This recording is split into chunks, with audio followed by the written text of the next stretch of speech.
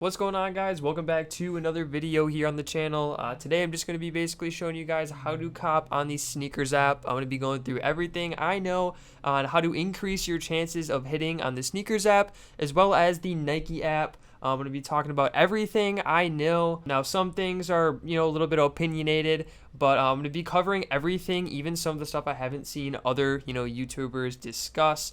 Also, this video is, as of June 1st, relatively new. I know things are changing on the app sometimes, so I will try to give you guys the most up-to-date information that I possibly can. So first, I do just want to briefly go over my phone setup here. You guys can see I have 3 separate phones. Now, this brings me to my first point here, as well as that I do not use my computer whatsoever. I am only using my phones, and I only use Apple Pay on all 3 as well. Now, I will talk about the other methods of payment and, other information a little bit later on in the video, but just to go over this as well, this is an iPhone 12, I believe. This is my main phone. This is an iPhone 8 Plus, and then this third one is an iPhone 6S, I believe, and all are actually running iOS 15.5, which I believe is the latest iOS update with the latest sneakers and the latest Nike app updates and everything. So first thing I recommend you guys is update all of your devices. If you don't have your device updated or you don't think that your phone can update it to the newest one, you'd be shocked because this 6S, which you guys can see is pretty damaged, is running the newest version of iOS. I don't know how. It is relatively slow, but I do cop on this phone, a decent amount actually. So it's definitely worth it. If you guys have an old phone in your drawer lying around, go grab it, set up a new account. I do only have one address, so all of these are jigged addresses, and I will get into that in a little bit on how to get multiple stuff shipped to you, one address. So yeah, all phones are up to date. All have both SNKRS app and the Nike app downloaded. Now, once you go ahead and create an account on each of them, the first thing you're definitely going to want to do here is just make sure that you are using different names on your account and make sure you're filling your account information slightly different. Name isn't the huge part, and we'll get into some of the other stuff that is more of a big deal when you're creating your account to make sure it's not the same. But I want to talk about some of the simple stuff as far as creating an account first. So make sure you go ahead and do the simple things like add a profile picture. Make sure you add a simple description that's unique to each of them. Also, turning on all notifications seems to help as well. I really just like to maximize my chances of winning by, doing everything that you would think Nike would want you to do. I also make sure I have my sizes selected in the settings so you can kind of choose what size, is by default that it's going to choose when you go ahead and buy a shoe.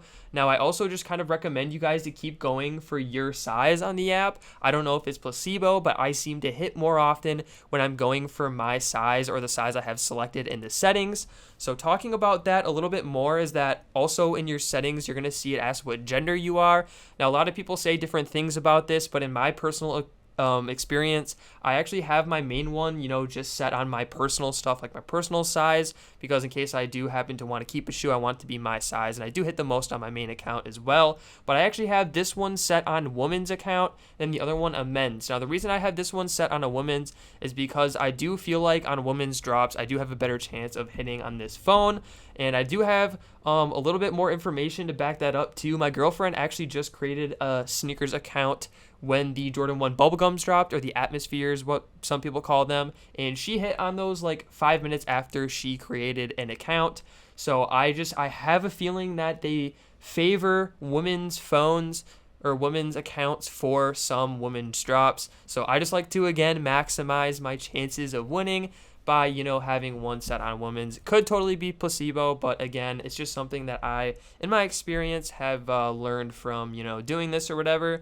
So again, I'm always going for the same women's size too every single time on the app. I know a lot of people will talk about going for whatever size has the most stock by figuring out the stock numbers before drop. I will go ahead later and talk about stock numbers and where to find them and everything like that, because it is kind of like a little bit of a taboo thing still. But there are lots of accounts that are giving you stock numbers right before, and I will give you guys a couple reliable ones in the description for you guys to check out. And you know what? Might as well just talk about that now anyway before I get too far and forget about it. So again, linked in the description. I'll drop a couple Twitter and Instagram pages where they'll tell you stock numbers.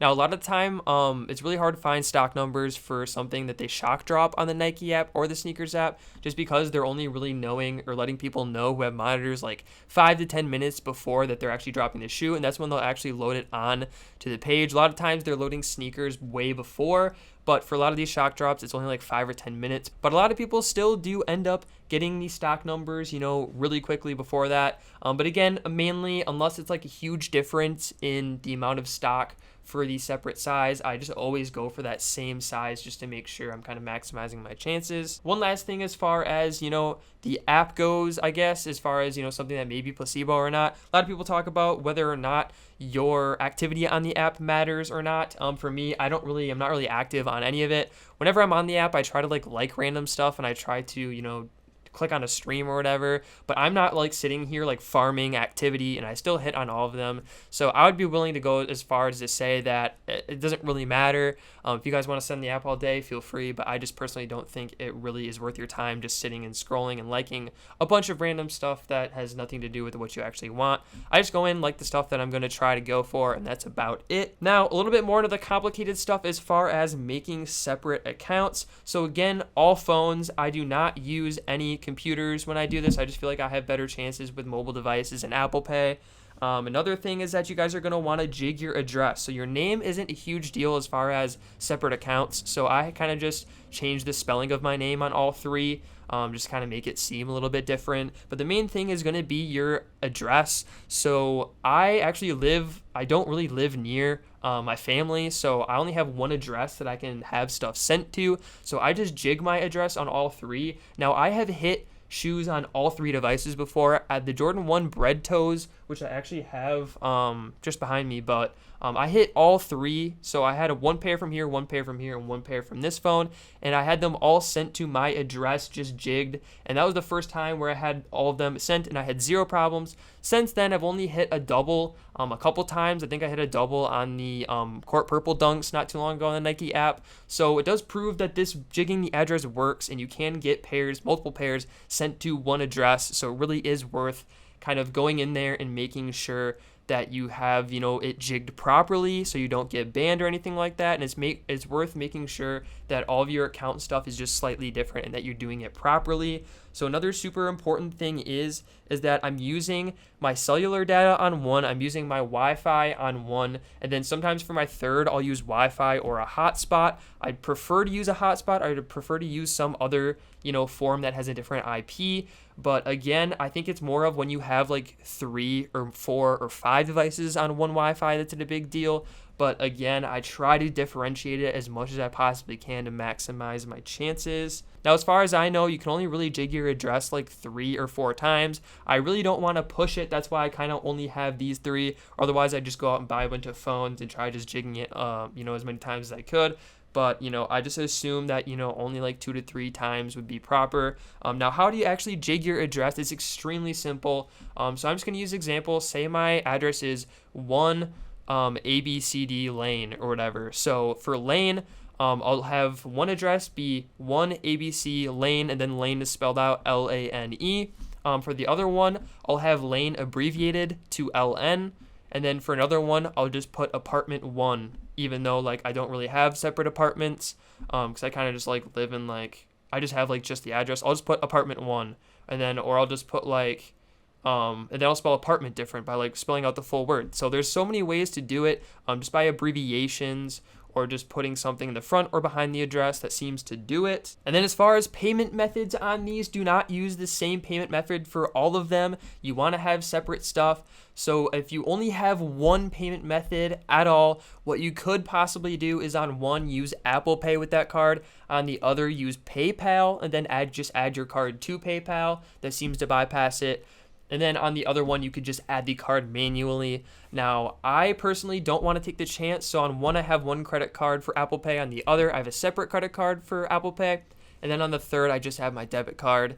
And that seems to work for all 3. Other than that, I think I've pretty much covered everything as far as making multiple accounts and everything like that. If you guys have any questions whatsoever, let me know in the comments down below. Or if you guys even have any other, things that I could do to help me cop more, let me know. I know there's always constant stuff constant updates about everything, about how to, maybe push your luck a little bit. Other than that, it's extremely simple. So many people talk about the type of drops, like it's a Leo drop or it's a draw or like it's whatever. Everything on the Nike app and the SNKRS app is all a draw, whether it's a 2-minute draw, a 10-minute draw. There just is no first come, first serve anymore. So it's like you either get 2 minutes to enter or 10 minutes to enter, and odds are basically the same on either. Not great, but that's why you create multiple accounts, because a lot of the times I'm only hitting on one. So if I just want a pair for personal, I need all 3 phones to even get a personal pair. It kind of just is how it is nowadays, unfortunately. Just be up at 9 a.m. Central. That's my time. I don't know what time it is for the other time zones,